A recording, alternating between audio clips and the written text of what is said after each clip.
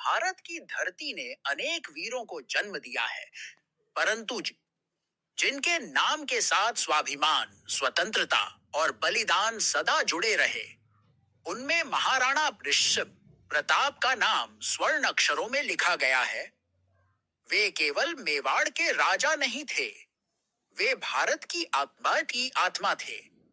एक ऐसी आत्मा जो झुकना नहीं जानती, जो हार में भी जीत देखती है और जो अपने आत्मसम्मान के लिए सब कुछ त्याग सकती है। बाल्यकाल और संस्कार। 9 मई 1540 को कुंभलगढ़ दुर्ग में जन्मे महाराणा प्रताप, महाराणा उदय सिंह द्वितीय और महारानी जयवंता कंवर के पुत्र थे। बचपन से ही प्रताप में वीरता के लक्षण स्पष्ट दिखाई देने लगे थे। जहां अन्य राजकुमार विलासिता में रुचि लेते थे, वहीं प्रताप अस्त्र शस्त्र, घुड़सवारी और शिकार में इसकी अधिक रुचि रखते थे। उनकी माता ने उन्हें सिखाया था कि राजा वही होता है जो अपनी प्रजा की रक्षा करे और कभी अन्याय के सामने सिर न झुकाए।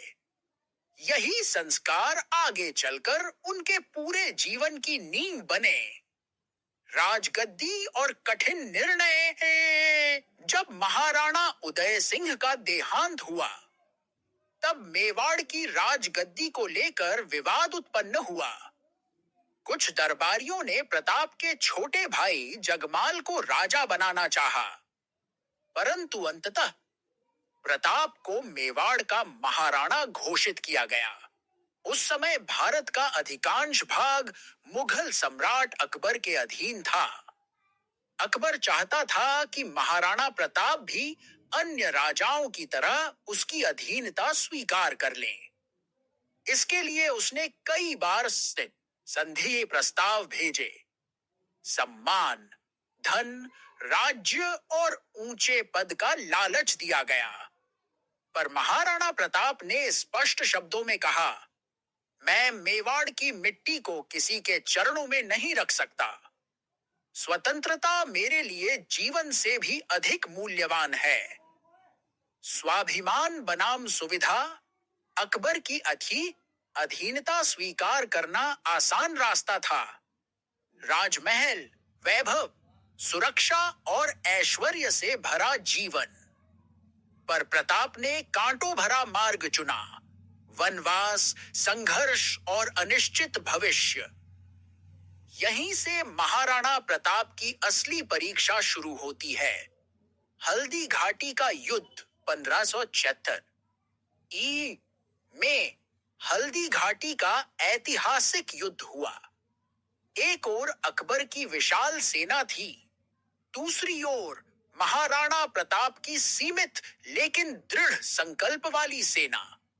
महाराणा प्रताप स्वयं चेतक पर सवार होकर युद्ध भूमि में उतरे। उनका भाला, उनका कवच और उनका आत्मविश्वास, तीनों अद्भुत थे। कहा जाता है कि चेतक ने अपने अंतिम क्षणों में भी अपने स्वामी को सुरक्षित स्थान तक पहुंचाया। युद्ध का परिणाम मुगलों के पक्ष में रहा, लेकिन नैतिक विजय महाराणा प्रताप की थी। अकबर अपार सेना के बावजूद प्रताप को बंदी नहीं बना सका। वनवास और संघर्ष। युद्ध के बाद महाराणा प्रताप को वर्षों तक जंगलों में रहना पड़ा। उनके परिवार ने घास की रोटियां खाईं, उनके बच्चों ने भूख सही, परंतु उन्होंने कभी अकबर की अधीनता स्वीकार नहीं की। एक प्रसंग अत्यंत प्रसिद्ध है। जब महाराणा प्रताप की पुत्री भूख से रो रही थी और रोटी भी हाथ से गिर गई, उस क्षण प्रताप का हृदय विचलित हुआ, पर उन्होंने स्वयं से कहा, यदि मैं आज झुक गया तो आने वाली पीढ़ियां मुझे कभी क्षमा नहीं करेंगी। भामाशाह का सहयोग। संघर्ष के उन दिनों में महाराणा प्रताप के सच्चे सहयोगी भामाशाह ने अपनी सारी संपत्ति उन्हें समर्पित कर दी। उसी धन से प्रताप ने पुनः सेना संगठित की और मेवाड़ के अनेक हिस्सों को मुगलों से मुक्त कराया। यह दर्शाता है कि सच्चा नेतृत्व वही होता है जो लोगों के हृदय में विश्वास जगाए। अडिग संकल्प की विजय धीरे धीरे महाराणा प्रताप ने मेवाड़ का अधिकांश भाग पुनः प्राप्त कर लिया। अकबर जैसा शक्तिशाली सम्राट भी उन्हें झुका नहीं सका। स्यबनी में महाराणा प्रताप का निधन हुआ, लेकिन वे इतिहास में अमर हो गए। उन्होंने सिद्ध कर दिया कि जीत केवल युद्ध से नहीं, बल्कि सिद्धांतों पर अडिग रहने से मिलती है।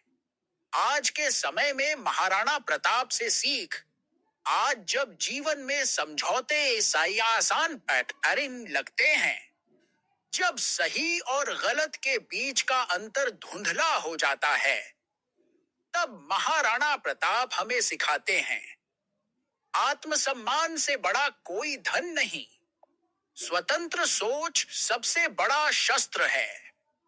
कठिन रास्ता ही महानता की ओर ले जाता है।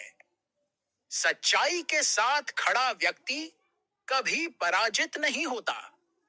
समापन, महाराणा प्रताप की कहानी केवल इतिहास नहीं है, यह हर उस व्यक्ति के लिए प्रेरणा है जो अन्याय के सामने खड़ा होना चाहता है, जो परिस्थितियों से हार मानने को तैयार नहीं और जो अपने सिद्धांतों के लिए संघर्ष करता है।